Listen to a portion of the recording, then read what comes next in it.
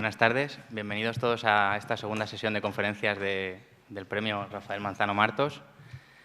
Voy a hacer otra vez una presentación de qué es este premio y cuál es el origen y objetivos que tiene, que aunque la hice ayer, pues muchos de los que estáis hoy pues no estuvisteis en la sesión de ayer y supongo que os preguntaréis cuál es el motivo de que se haya instituido este premio en esta ocasión en España. Pues bien, este premio tiene su origen en la generosidad de un empresario americano, que es Richard Driehaus, que en un momento dado decidió invertir su dinero en una de sus pasiones, que era la arquitectura. Y a partir de ese momento instituyó un premio, que es el premio que en cuanto a lo cuantitativo es el premio más importante de los Estados Unidos, pero que sin embargo no es muy conocido y muchos no habréis oído hablar de él, que es el premio Driehaus. Este premio Driehaus, sin embargo, es un premio cuya importancia reside en otro aspecto, y es que no es un premio que se otorgue a arquitectos que representen las últimas tendencias arquitectónicas, sino que se entrega siempre a aquellos arquitectos cuya obra representa una serie de valores que tienen que ver con la preservación de nuestro legado cultural, con el buscar entornos más humanos, más sostenibles, y suelen ser arquitectos que muchas veces, al trabajar en esta línea, son menos reconocidos que otros. Bien, Richard Driehaus, en el año 2010, entregó el premio Driehaus, su premio homónimo, a Rafael Manzano Martos, y que fue el primer español en ganar este premio. En ese momento, en aquella ocasión, Richard decidió instituir un nuevo premio en España, que es el premio Rafael Manzano Martos, que en este año se ha otorgado por primera vez a Leopoldo Gil Cornet por sus 30 años de restauraciones en Roncesvalles. En las sesiones de ayer tuvimos aquí al premiado, a Leopoldo Gil Cornet, que estuvo hablando de esta obra, cuyas cualidades son muchas, que tienen que ver sobre todo con no solo con cómo ha intervenido en este edificio, en este conjunto de edificios, sino cómo ha entendido ese paisaje. Tienen un gran simbolismo para nuestra cultura española, por ser ese sitio tan relacionado con nuestra historia, ¿no? Y nuestro pasado, que es Roncesvalles, y también por cómo comprendió el importante valor social de su obra, ¿no? Cómo contribuyó con su obra pues, a fijar la población de la zona, a mantener los oficios tradicionales, a cuidar de las familias de artesanos que trabajaban en aquella obra y que han trabajado durante 30 años ya. También estuvo con nosotros Antonio Almagro, que hizo un repaso de los problemas y de los aciertos que ha habido en los últimos años en la intervención en el patrimonio arquitectónico. Y finalmente Carlos Sánchez nos hizo una demostración del potencial tan inmenso que tienen los estudios previos en los proyectos de restauración. Hasta qué punto un estudio previo, bien hecho, puede ser útil para tomar las decisiones correctas cuando se interviene en el patrimonio. Bien, os voy a dejar ahora con el primero de los conferenciantes de hoy, que es precisamente quien ahora tiene nombre de premio, como decían ayer, Rafael Manzano Martos. ¿Lo presentas tú? Sí.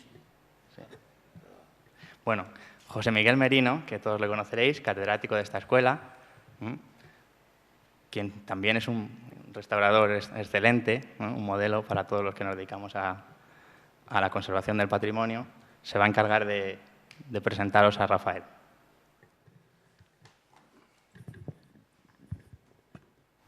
Bueno, muchas gracias por el encargo.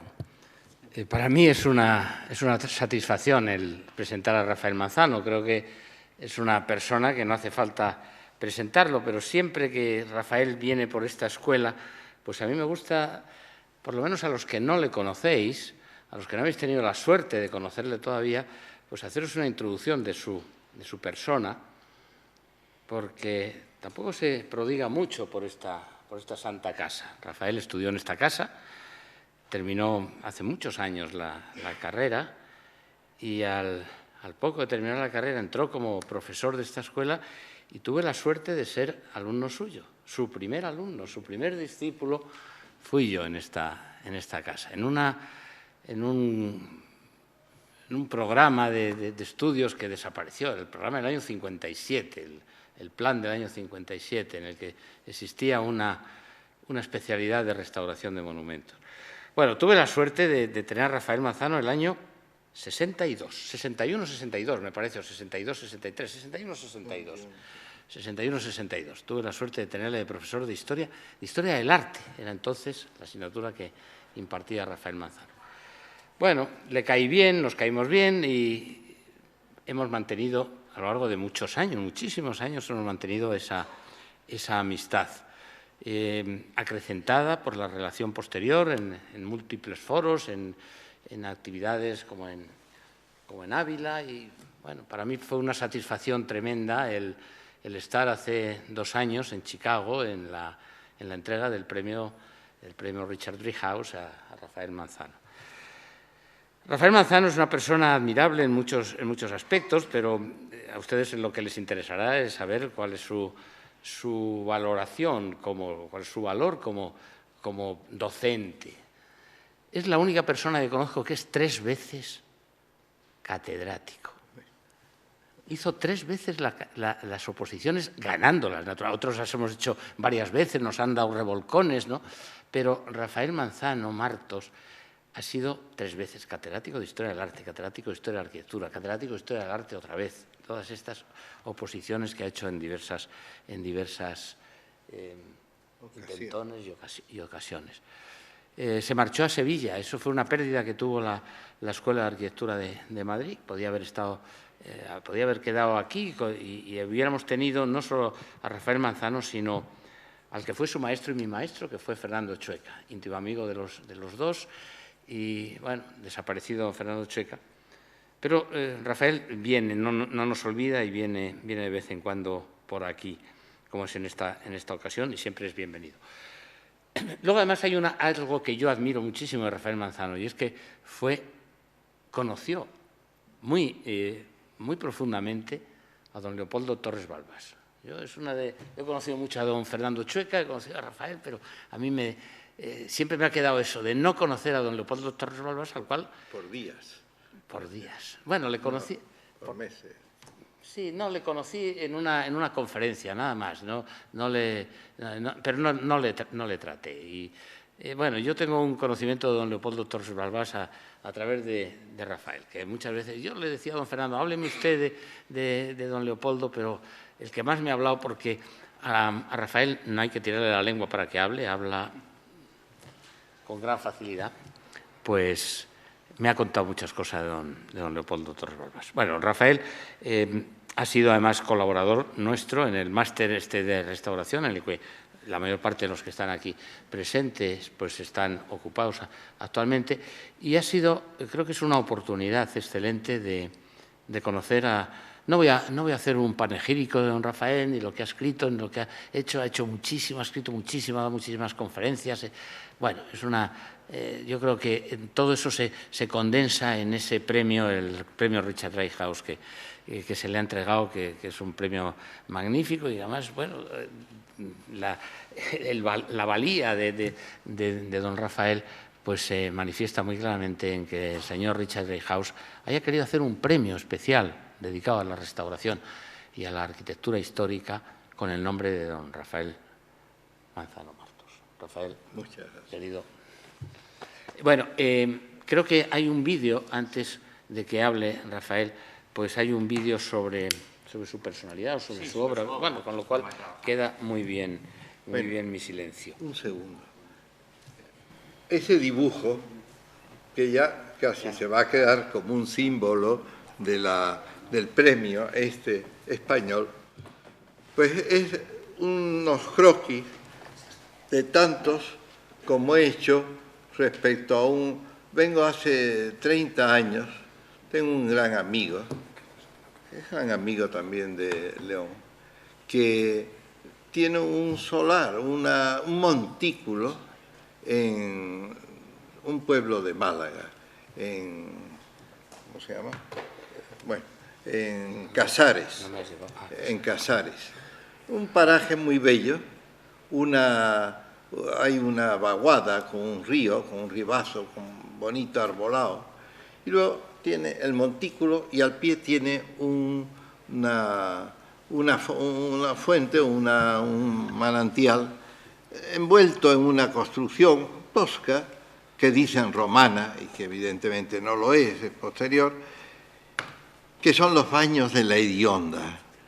Allí no se baña nadie. Bueno, yo fui una vez con él y veía en el fondo como aletear extraños animales, ¿no? Y de pronto salieron aquellos extraños seres. Eran dos mujeres bellísimas de Gibraltar que venían, porque aquí es bueno para la piel, es muy bueno para la piel, y entonces pues me dejaron realmente pasmado, ¿no? Porque salieron completamente desvestidas y absolutamente bellísimas, ¿no?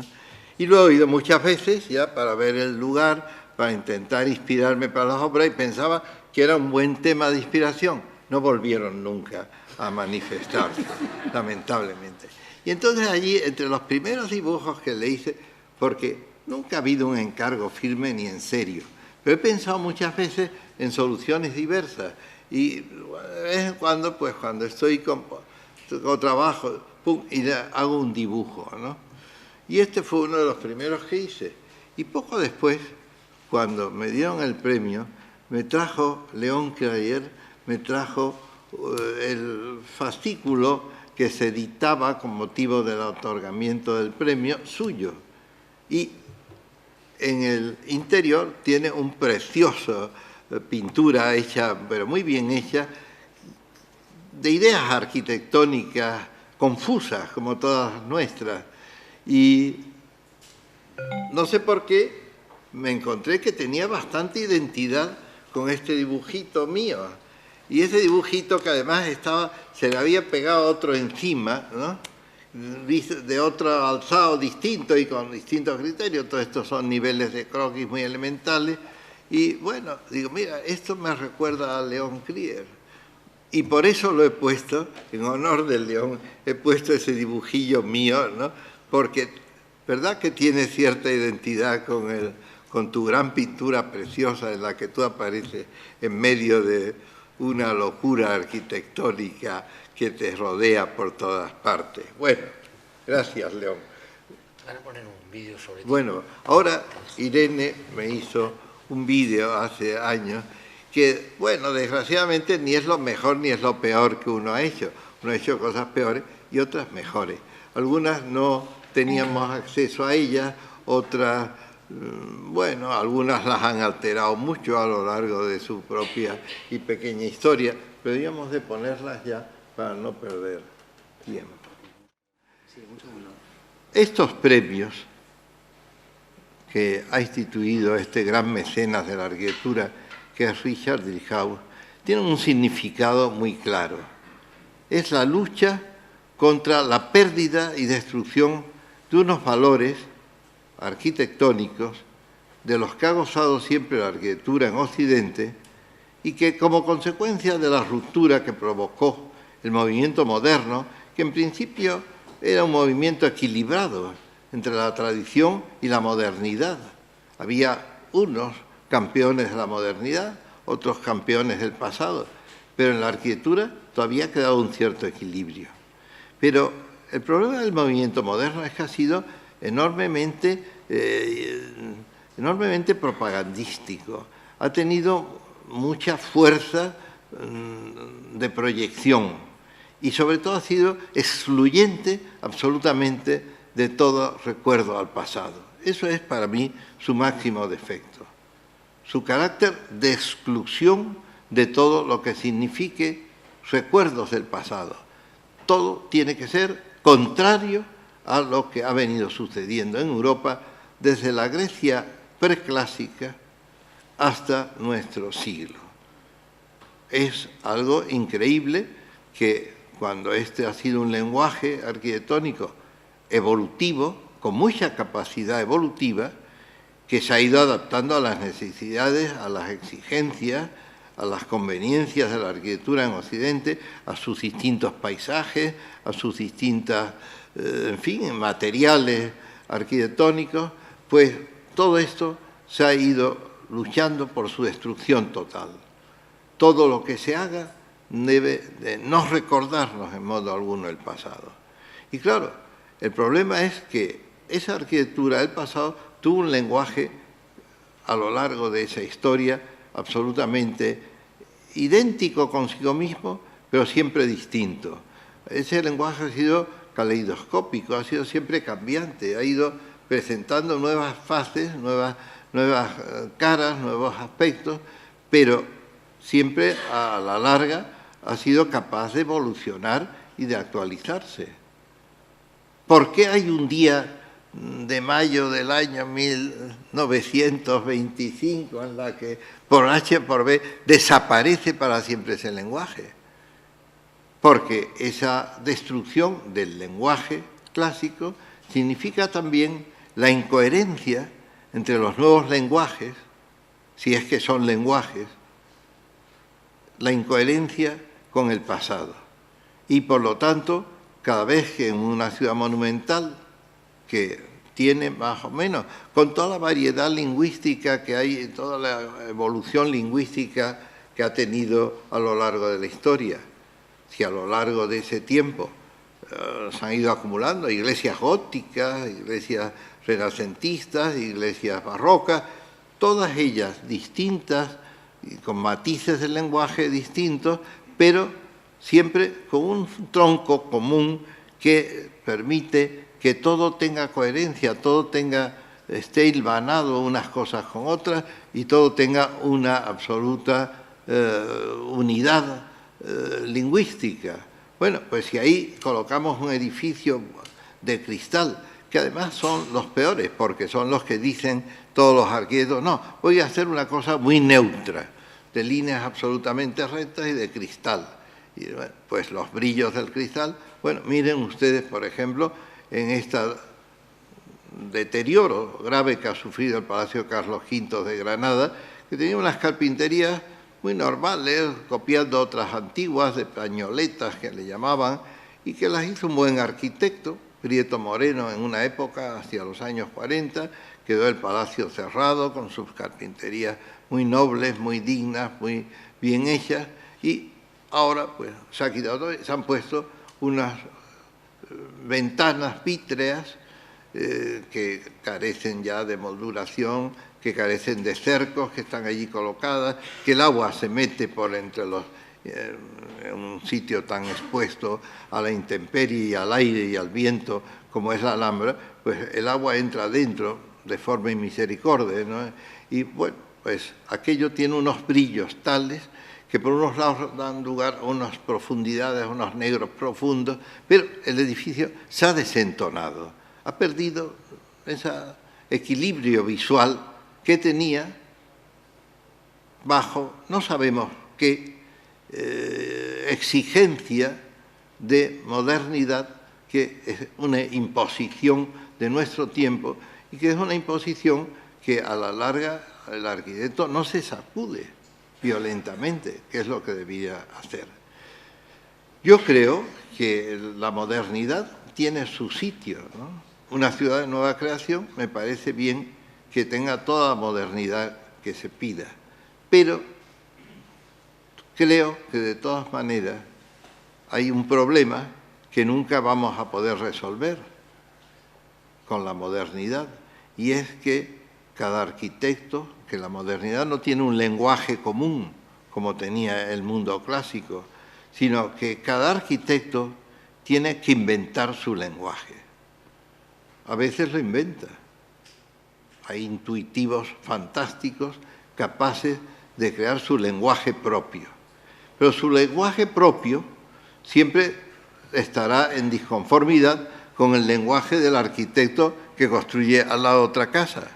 Ya esa nueva ciudad no va a tener la coherencia que tenía la antigua, con una unidad de lenguaje, aunque sea un lenguaje con muchos momentos evolutivos muy distantes y muy distintos a lo largo de la historia.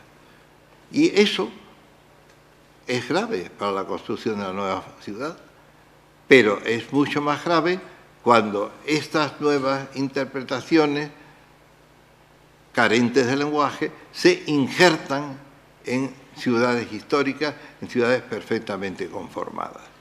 Yo no entiendo cómo la humanidad puede ver sin lágrimas, sin derramar lágrimas, la destrucción de ese patrimonio urbano y del patrimonio paisajístico, que también es una destrucción gravísima. En ningún país del mundo se construye tan anárquicamente en mitad del campo como se construye en España. Es dramático. Paisajes muy sencillos, muy elementales, que no tenían tampoco un gran argumento, pero se coloca una nave industrial que, por ejemplo, en el campo está prohibido construir una vivienda, en general, en casi todas las legislaciones urbanísticas. Construirse una pequeña vivienda es una cosa prohibidísima. Bueno, no está mal, tampoco está muy bien, ¿no? Porque a lo largo de la historia ha habido arquitectura campestre que era válida y que podía estar muy bien, y humanizar el paisaje con esa obra del hombre que es la arquitectura. Pero, lamentablemente, naves industriales, naves agrícolas, sin diseño alguno ni de arquitecto, hechas simplemente por el propio agricultor, propietario del campo, pueda construir naves inmensamente grandes, tremendas, en ladrillo visto, en ladrillo sin revestir, con unas uralitas que la cubren y tal, y con una sola construcción se puede destruir un paisaje.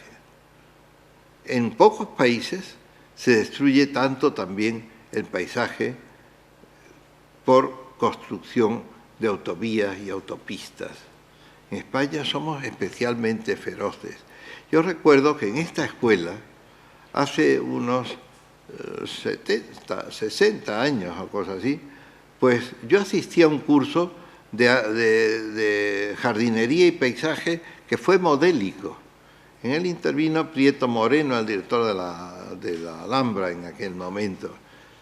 Actuó alguien que estaba muy de moda en aquellos días en España, que era Fisac, Miguel Fisac. Miguel Fisac en aquellos momentos estaba en la apoteosis de su triunfo. Y como no podía hacerse ningún curso importante en España sin Miguel Fisac, pues lo pusieron a dar clases de jardinería, que no era su tema, evidentemente. Pero no obstante había allí una niña muy mona, muy linda, que era perita agrícola, que se llamaba Ana María Badel. Y al terminar las clases siempre venía y en la punta de ahí, en esa esquinita, le preguntaba cosas a Fisac. Y Fisac se sentía halagado, pues la atendía, y ya un día vimos que la atendía fuera y que estaban ahí sentados.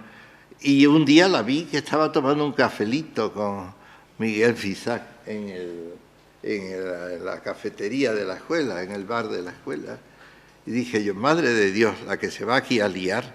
Y efectivamente se lió, se lo llevó al huerto, y Miguel Fisac, que era del Opus Dei, pues cayó en desgracia.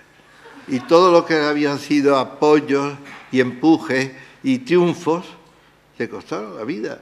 Sobre él cayó la damnatio memoriae, que decían los romanos, que yo la conozco muy bien porque yo también he sido muy perseguido en mi región y en mi región arquitectónica especialmente, y más por discípulos que por otra gente.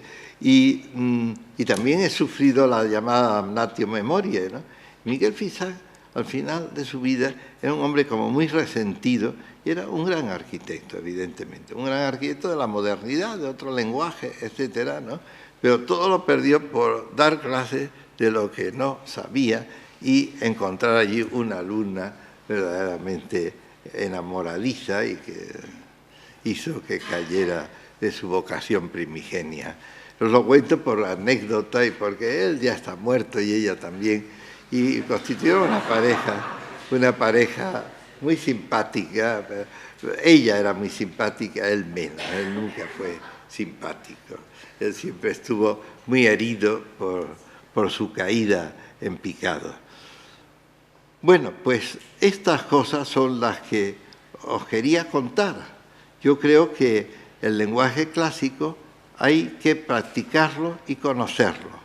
¿Por qué? Pues porque tiene una fácil transmisión didáctica. Esto es importantísimo. Uno de los dramas de estas escuelas, de nuestras escuelas de arquitectura, radica en que al arquitecto se le intenta preparar para convertirse en un genio futuro de la arquitectura. Eso es muy normal.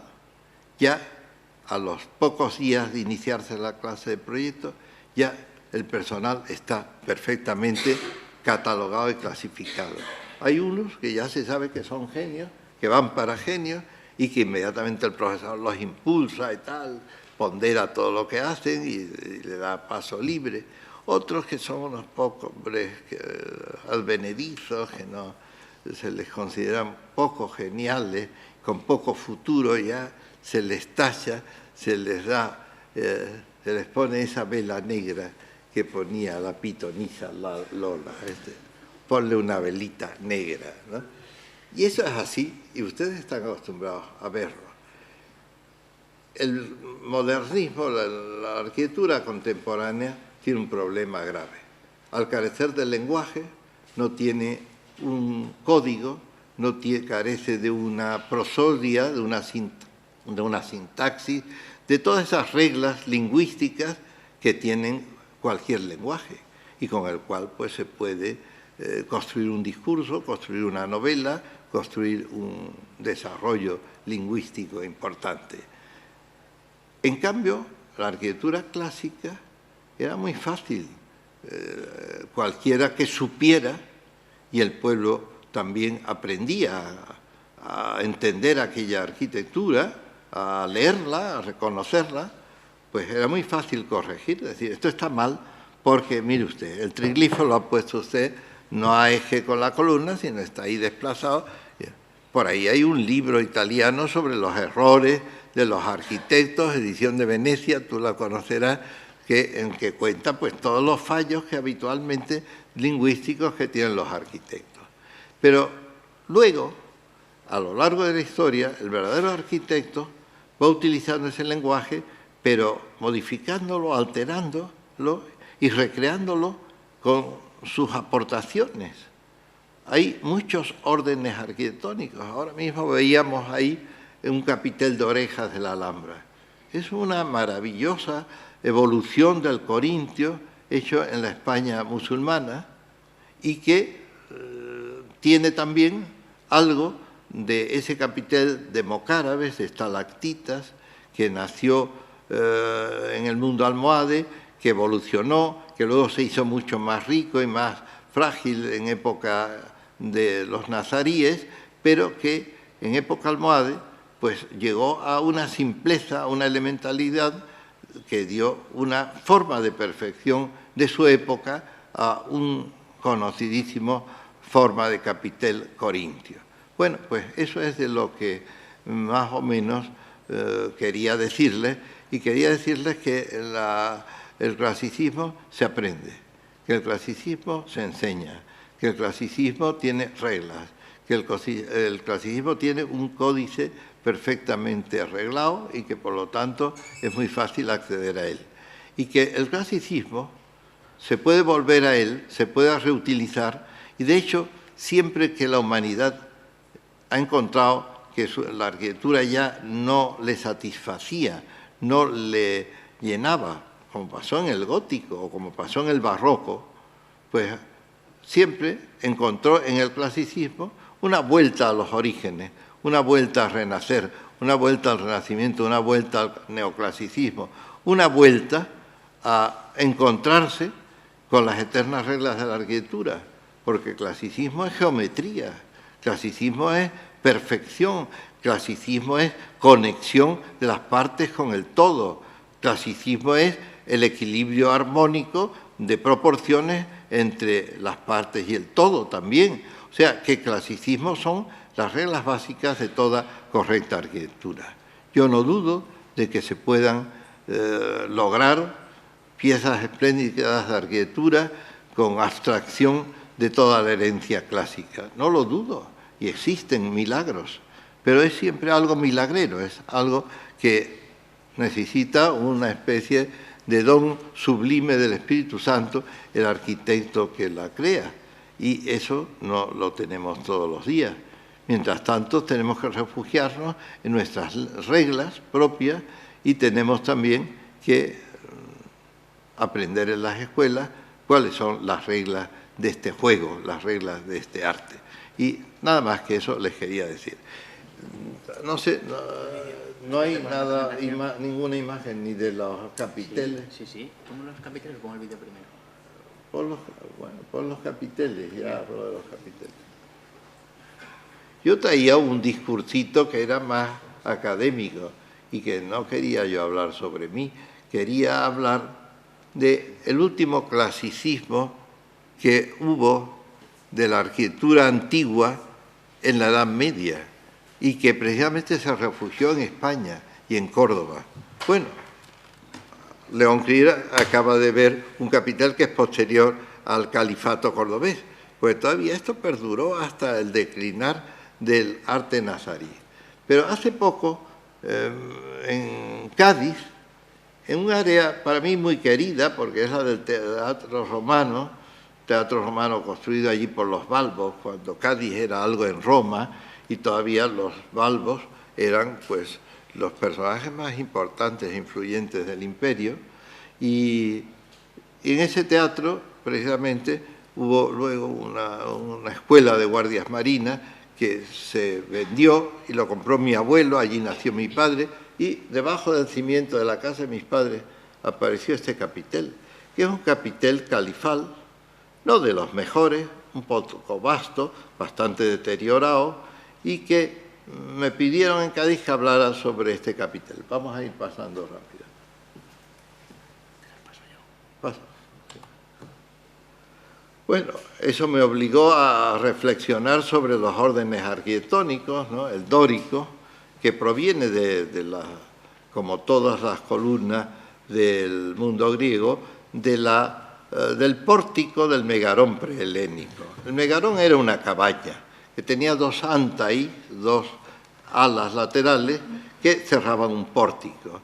Y ese pórtico normalmente tenía una columna, era un pórtico monóstilos, o había dos columnas, que era lo más frecuente, un dístilo, in antis, entre las santas, o había tres columnas, trístilos, un tetrástilos.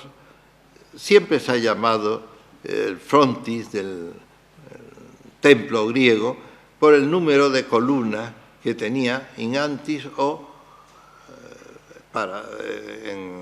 con sentido periférico. Los dóricos tomaron el capitel y la columna prehelénicas y las convirtieron alterándole el gálibo. Ven ustedes ahí que la columna, el fuste, va de mayor a menor hacia arriba, cuando en sus orígenes había sido invertido. Era más ancha la columna por su capitel que por su base. Alteran la forma del orden, lo aristan, lo estrían, hacen acanaladuras vivas, muy inspiradas en formas anteriores de época egipcia, y lo convierten en un lenguaje junto con las clavijas de madera y todos los elementos de cubrición de la columna. La columna era de madera, pronto se vierte a piedra para que sea imputrescible, pero todavía se siguen usando todos los elementos, las vigas horizontales, etcétera. Todo el sintagma ese, columna dintel, empieza a fabricar un lenguaje arquitectónico que va a afincarse para siempre entre nosotros y que es lo que llamamos el lenguaje. Los jonios, en el Asia anterior, en la península de Anatolia, van a inclinarse por otras formas levemente distintas. La estructura del templo o de la casa en sus orígenes la casa dio forma luego más tardíamente al templo. En sus orígenes la columna orientalizante está cargado de molduras, de aplicaciones, de decoraciones metálicas, de molduraciones que se aplican y se montan como si fueran de algo provisional y como se colocan las alhajas sobre el cuerpo de una mujer para embellecerla. Pues bien, todo ese sistema de alhajar el edificio, de alhajar el templo, se van a ir fijando, se van a ir copiando cuando el edificio se traduce a piedra y se van a convertir en lenguaje arquitectónico. El orden jónico, el orden asiático, deriva precisamente de ornamentos orientales que se han ido depurando, se han ido decantando. En un proceso de lisis, en un proceso de repetición. Y en ese proceso de repetición se llegó a inventar el orden jónico, orden asiático. Más moldurado, más elemental, más serio, más sobrio, más elegante el dórico. Y tardíamente, en la propia Grecia clásica, en el templo de Figalia, pues encontramos el más antiguo orden corintio que conocemos, que no es sino una variante del jónico, al cual además, lo mismo que se le aplicaban volutas o formas ornamentales, de formas vegetales estilizadas, se le podían colocar unas aplicaciones de hojas decorativas que se atribuyen a Calímacos y que fue el inventor, al parecer, del jónico como tercer orden de la historia. Y de ahí salió todo, y de ahí lo asimilaron los romanos, enamorados de Grecia. Enamorados de Grecia, ahí tienen ustedes los más viejos templos de Grecia, sigue pasando, pasa rápido. Ahí tienen ustedes el templo de Nuiqueáptera, que es un prodigio jonio. Ahí tienen ustedes el corintio de la linterna de Lisícrates, que es la pieza más bella del corintio ateniense y que lo utilizó Richard Driehaus como emblema del premio que concede y del cual acabamos de hablar. Y ahí abajo tienen otro capitel que procede del Tolos de Epidauro y que es el modelo que apareció, que no estuvo colocado en el Tolos, sino el modelo escultórico que sirvió para modelar el capitel corintio del Tolos de Epidauro y que se conserva en el museo y que es una maqueta, un modelo previo de una perfección admirable que yo creo que es el capitel griego más bello de la historia.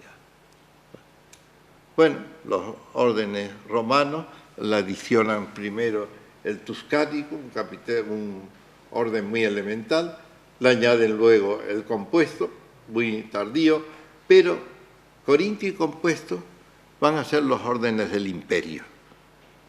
Todo ese lenguaje perfecto con utilización de todos los órdenes que fue frecuente en el siglo II y I antes de Cristo, que las escuelas alejandrinas sistematizaron, que explicó Vitruvio en aquellas aulas, que pasó a su códice fundamental, verdadera Biblia de los arquitectos.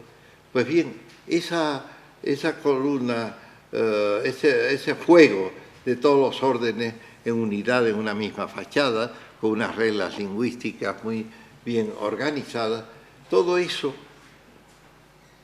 en época imperial se convirtió en lujo y en riqueza, y en vez de perfecta dicción arquitectónica y utilización de todas las posibilidades y recursos del lenguaje arquitectónico, se centraron y se concentraron en los órdenes más lujosos, el corintio y el compuesto. El imperio pedía garra decorativa, pedía fuerza y riqueza, y por eso estos dos órdenes van a ser los que van a prolongarse a lo largo de la historia del Bajo Imperio y los que se van a trasladar también a la Europa medieval. Bueno, pasa ahora rápido, no veamos ya más temas de esto y saltemos. Ahí tienen el templo de Tito, que es bajo los Flavios el primer orden compuesto que conocemos de la historia. Y ahí pasamos a lo que sucede en la declinación final de Roma. Roma se transfiere a Oriente, Roma se orientaliza, Roma se convierte en Bizancio. La única pervivencia de Roma va a estar en Oriente. Y los bizantinos van a hacer una nueva interpretación de los órdenes. ¿Cómo? Pues en primer lugar colocando un cimacio, colocando un tronco de cono, de pirámide invertida sobre el capitel. ¿Para qué? Pues para ampliar la capacidad receptiva de la columna de carga, de los arcos que se hacen muy fuertes, muy potentes frente a la fragilidad de la columna. Hay un cambio, una alteración importante en la proporción, pero pronto el tronco de pirámide invertido se va a convertir casi en el capitel y del clasicismo antiguo va a quedar muy poco. Ahí ven ustedes unos capiteles que ya no son con formas heredadas, sino que son improvisados, nuevos, y que se decoran con formas vegetales, diversos tipos. Ahí tienen un capitel muy perforado, muy de avispero. Pasamos. Y ahí ven ustedes estos capiteles los utilizan también los musulmanes. Ahí ven ustedes, por ejemplo, la mezquita de Kairouan, y ahí ven capiteles corintios tardíos del imperio reutilizados, pero también ven ustedes otros capiteles que obedecen a estas formas bizantinas.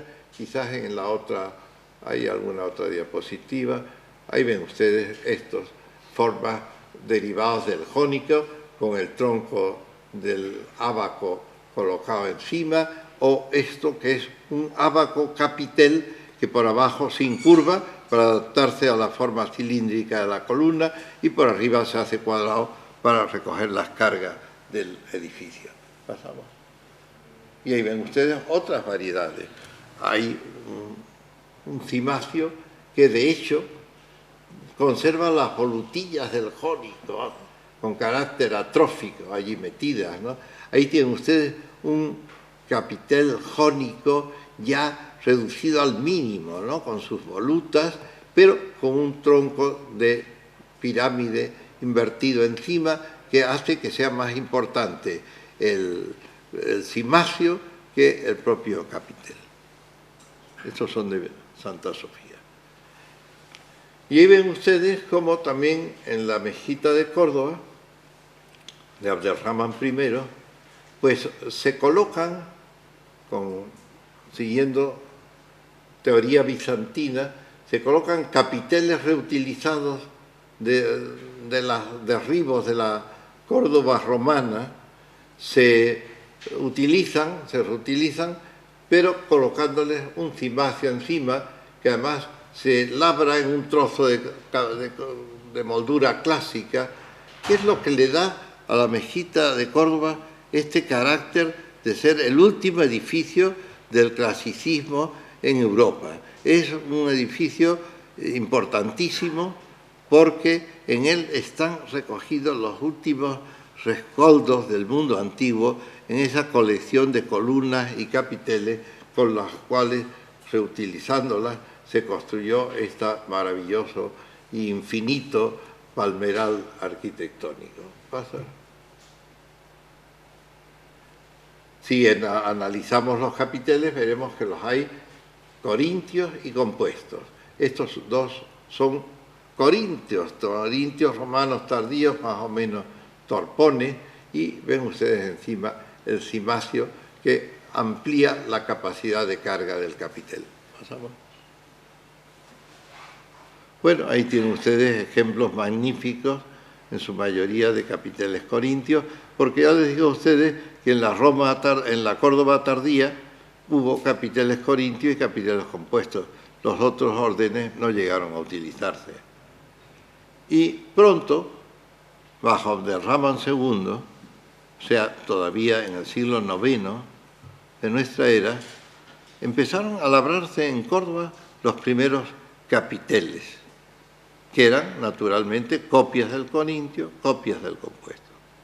Ahora los artistas eran exquisitos eran decoradores bizantinos. Pero estos decoradores bizantinos, ya han visto ustedes lo que hacían.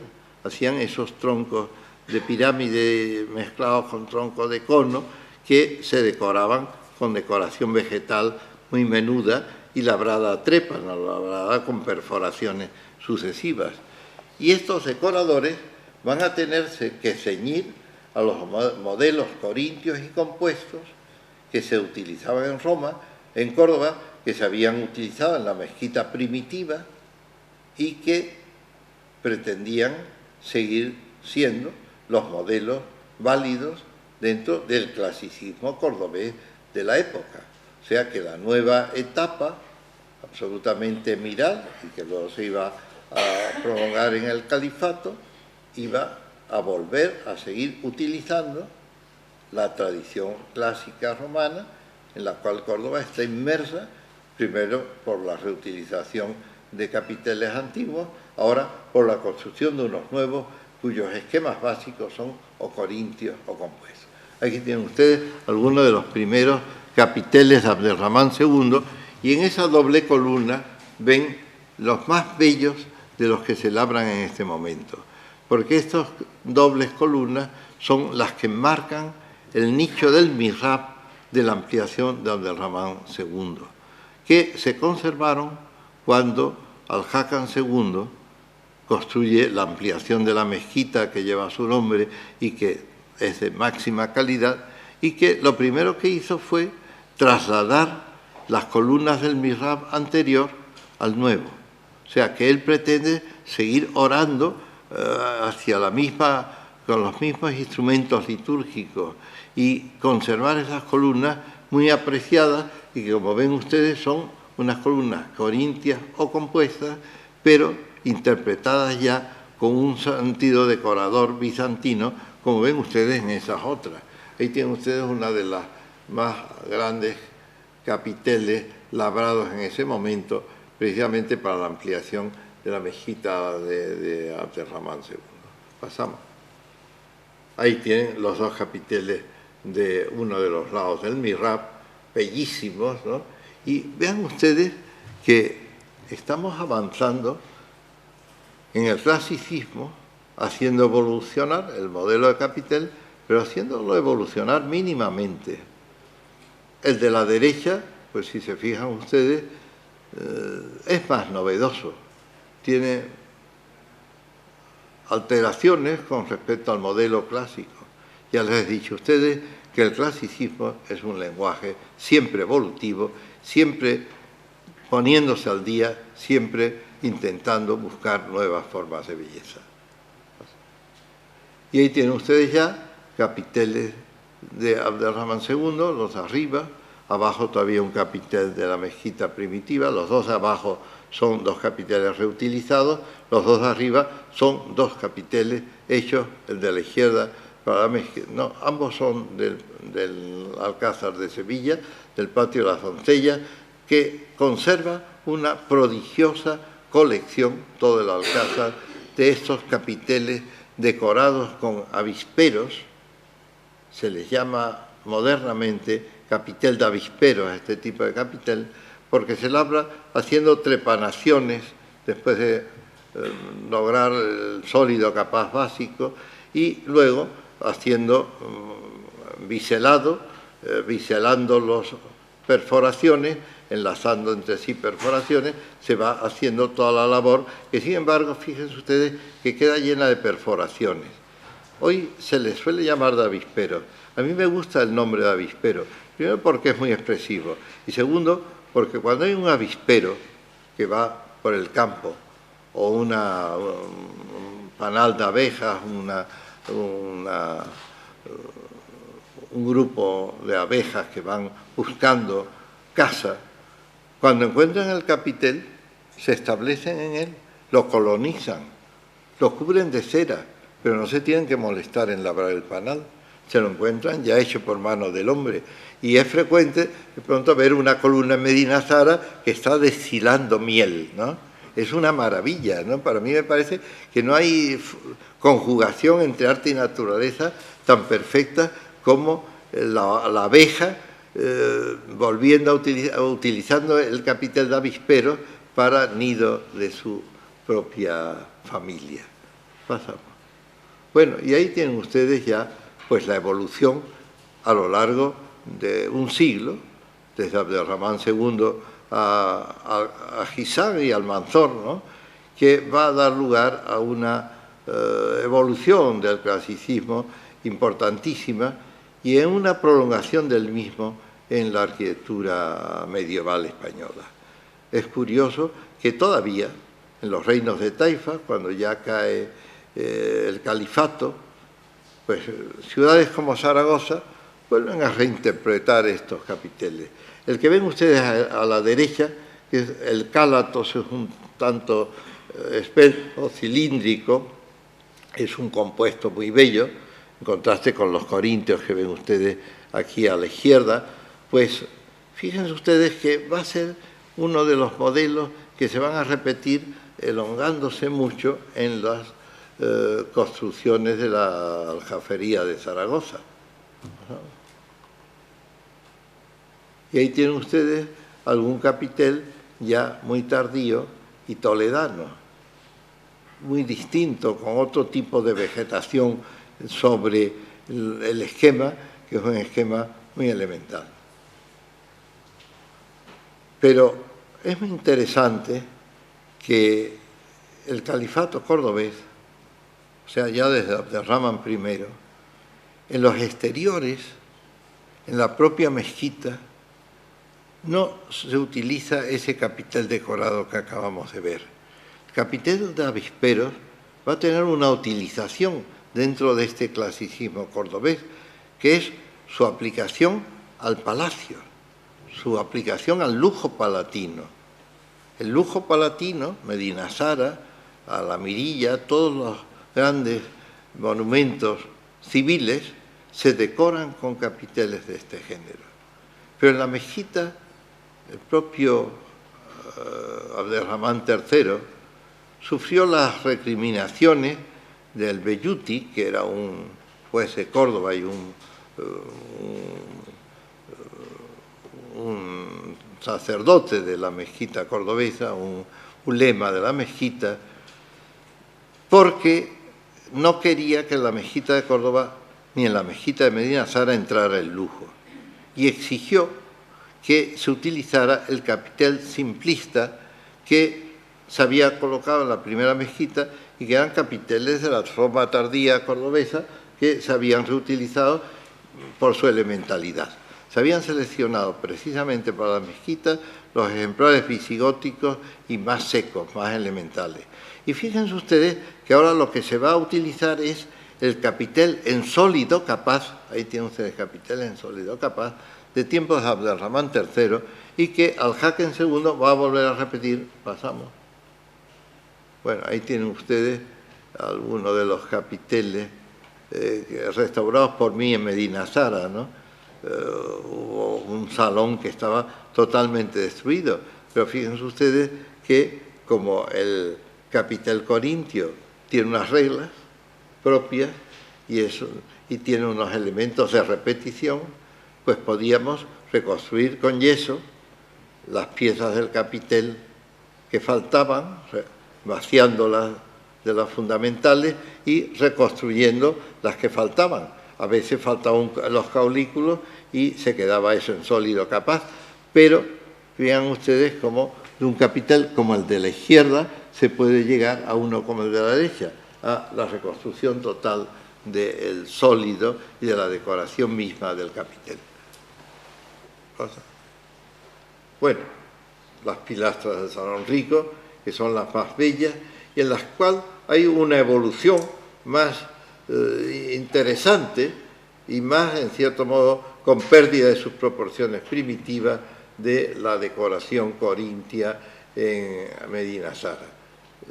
Es un momento en el cual, pues, la evolución del propio lenguaje arquitectónico del califato español tuvo tales implicaciones orientales, tal peso, tal superposición de formas y de decoradores que hizo que aquello evolucionara, como ven ustedes, hacia formas fantásticas.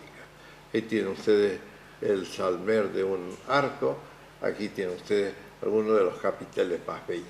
Pero desde luego, nunca, ni en el mundo antiguo, se llegó a un refinamiento tan exquisito en la concepción de los capiteles corintios y compuestos. Ya ven ustedes que no hay otra fórmula, es la eterna fórmula del clasicismo, a la cual Córdoba fue fidelísima y que se va a prolongar, paso por ahí, estas son las pilastras del Salón Rico, ahí ven ustedes la recomposición del Salón Rico, algunos de los capiteles originarios que se pudieron volver a utilizar en el Salón Rico, en el cual también es muy fácil distinguir las manos y los artistas que allí trabajaron.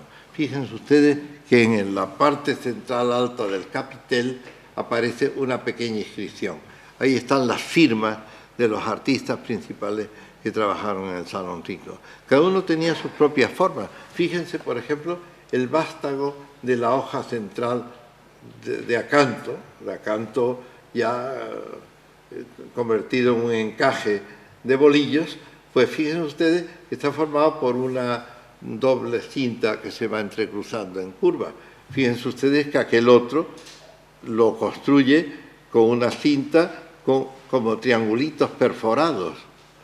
Cada uno tiene su lenguaje, pero todos obedecen a un lenguaje común y perfectísimo, como pueden ver ustedes aquí. Y las firmas hacen que veamos que los que utilizan una fórmula tienen un nombre y que los que utilizan otra fórmula tienen otro. Podemos rastrear el nombre de muchos de estos artistas, muchos cristianos que trabajaron en estas obras y que es interesante ver, bueno, por supuesto muchos fueron bizantinos, pero los sólidos capaces se seguían labrando en Córdoba como una garantía de clasicismo en las obras maestras estas, que son prodigiosas. En la mezquita pueden ver que los capiteles bajos son sólidos capaces, no se utiliza el capitel decorado. Solamente delante del mihrab y en el aula central, que es como un aula regia donde estaba la maxura en la que oraban los califas, allí es utilizado en el orden alto. A ver, vamos a pasar. Ahí tienen ustedes el orden alto apilastrado de yeso y en el cual se utilizan capiteles decorados, pero como algo que se justifica en ese aula real incluida dentro de la propia mezquita. Aquí tienen capiteles de Al-Hakem II, de lo más delicado, que pronto degeneran evolutivamente bajo los días de Almanzor. Ahí tiene un capitel famoso de los días de Almanzor, en los cuales ya se implican temas occidentales, figurativos. Ahí tienen ustedes el capitel del hombre del laúd, famoso en Córdoba, y que es un capitel ya de los primeros años del siglo XI. Bueno, y ahí ven los capiteles aragoneses ya de época taifa, pero fíjense ustedes cómo todavía sigue utilizándose a la larga el capitel corintio y cómo a veces las volutas se interpretan con formas arquitectónicas de arcos entrecruzados, como ven en el último capitel bajo, dando origen a otras formas evolutivas del capitel que van a llegar hasta el Emirato nazarí. Ahí tienen capiteles taifas, la aljafería de Zaragoza antes de su restauración por Íñiguez, el oratorio de la aljafería. Y ahí tienen ustedes pues un capitel de mocárabes, un capitel de estalactitas a la izquierda. Y ahí tienen ustedes el modelo nazarí del capitel estalactítico y el modelo nazarí del capitel que llamamos cúbico, en el cual la hoja de acanto se ha convertido en una doble cinta que se entrelaza, pero que arriba, como ven ustedes, y donde apoya esa masa más potente de la parte superior del ábaco, pues fíjense ustedes que hay unos piquitos que son los que marcan el recuerdo lejano, pero todavía clásico, de la hoja de acanto. Bueno, vamos a parar ya. Yo creo que aquí se acaba esta clase, en la cual les había prometido hablarles de ese último clasicismo que inventó el califato de Córdoba, el emirato primero, el califato después, y que a la larga se prolongó en toda la arquitectura hispano-musulmana como un clasicismo mucho más vinculado a sus orígenes que lo que el mundo románico y gótico occidental estaba haciendo en sus iglesias. Muchas gracias.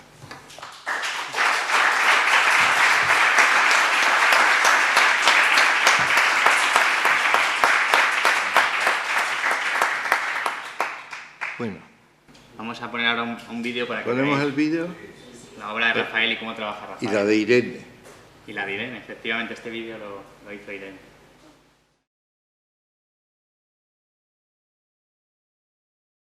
Yo lo que no... Tú cobras todos los meses, digo, mira, digo, soy arquitecto. Dice, hostia. Y entonces se levanta encima de la mano y dice, yo también. Dice, ¿tú cuándo terminaste? Digo, pues ya era como 3 o 4 años. Y me dice, ¿y qué estás haciendo? Digo, pues mira, trabajando con mi padre. Oye, ¿quién es tu padre? Digo, Rafael Manzano. Rafael Manzano muerto. ¿no?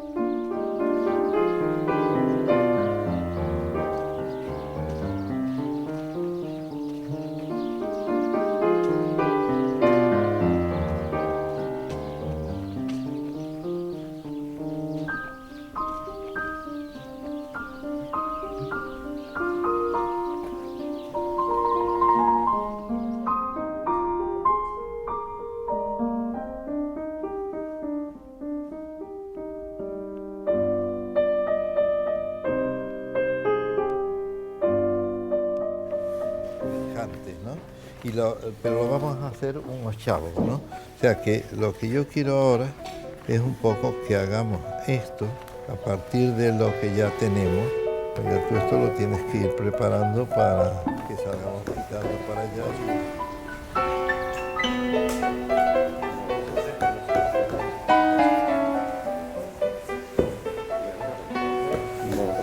Vamos a ver esto, cómo se ve aquí el... No, está bien, ¿eh?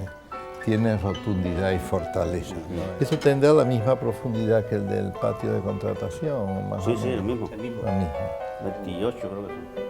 Muy bien.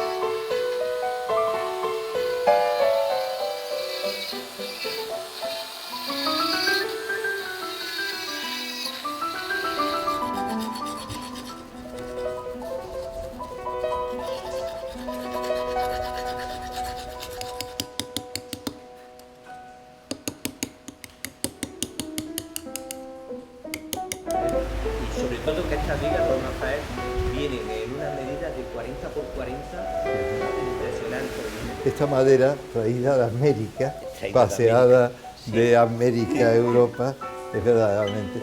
Es un pino melis. A mi gusto ha quedado todo muy bien. Y que además se ha montado allí con una facilidad tremenda, ¿no? Sería el montaje El lazo de... para formar luego la estrella de 8.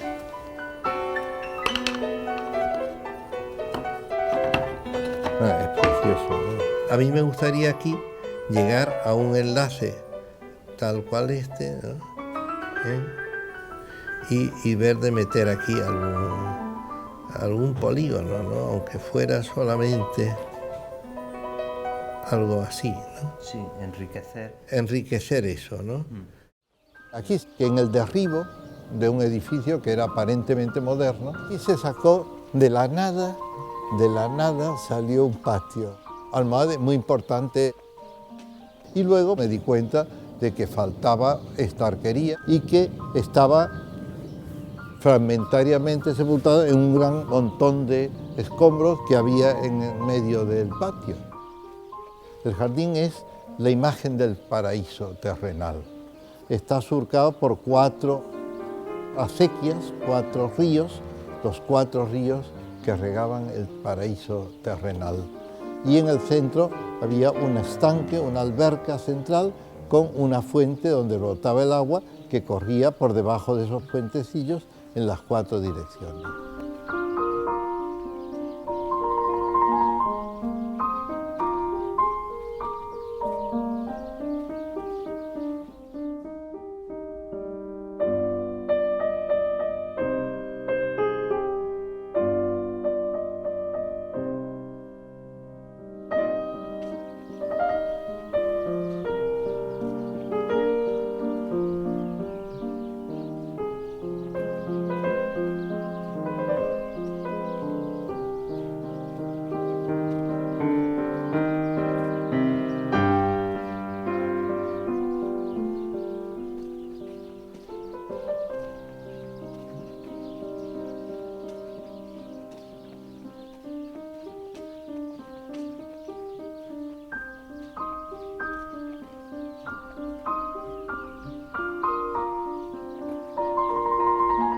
En la restauración de monumentos hay que inventar lo mínimo, pero ese mínimo no se debe dejar de inventar.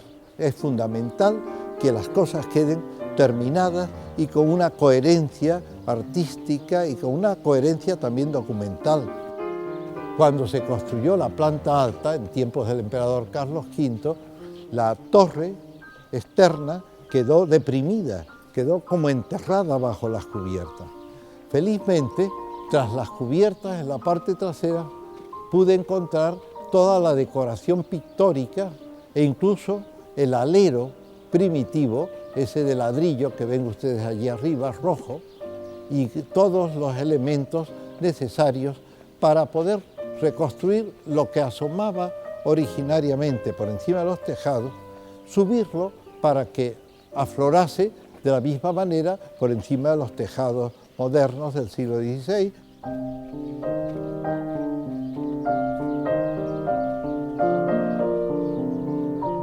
La arquitectura sin lenguaje que hoy practicamos casi siempre es incoherente con el contexto arquitectónico heredado y ese conjunto monumental que intentamos salvar y que las leyes protegen, pues simplemente con la introducción a veces de un solo edificio moderno y equivocadamente moderno, pues puede quedar destruido precisamente por la presencia de un elemento incoherente en su contexto.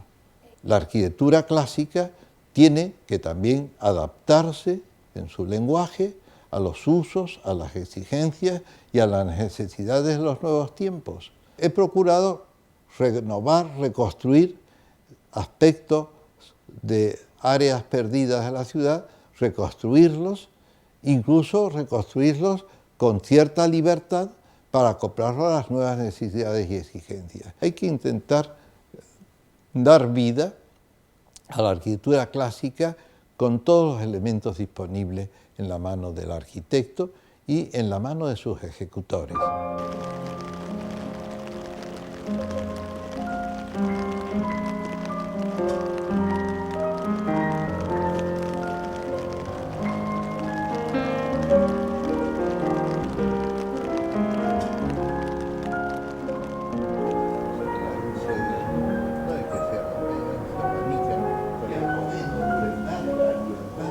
Es ocultar las dos vertientes del tejado, la ocultamos con esta cornisa, con esta moldura, tema este, que es el que yo quería hacerle esta especie de oreja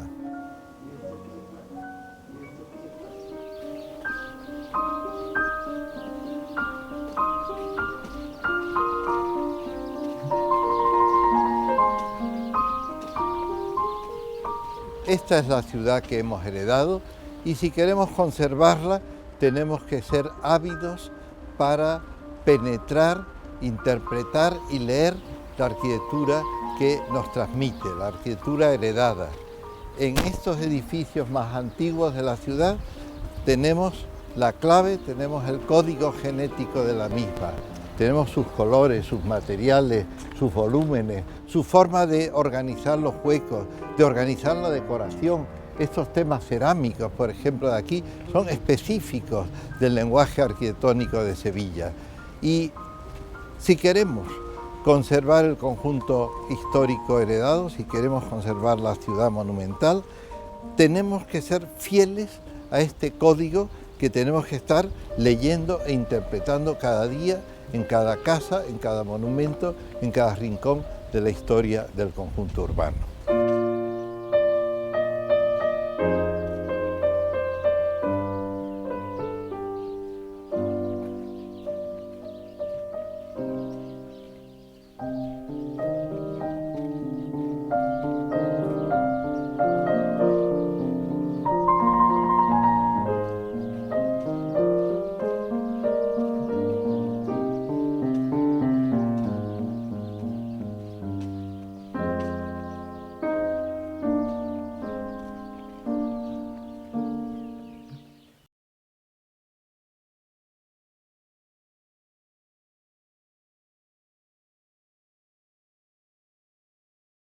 Muchas gracias.